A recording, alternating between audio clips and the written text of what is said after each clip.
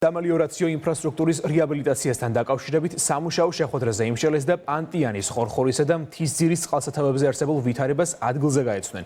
მას შემდეგ, რაც მთლიანი მუნიციპალიტეტის ირიგაციის პროგრამა შემუშავდება და წყალსაცავების სრული დატვირთვით იმუშავებს, ჯამში 2000 ჰექტარი სასოფლო-სამეურნეო მიწის ფართობი იქნება უზრუნველყოფილი სარწყავი წყლით.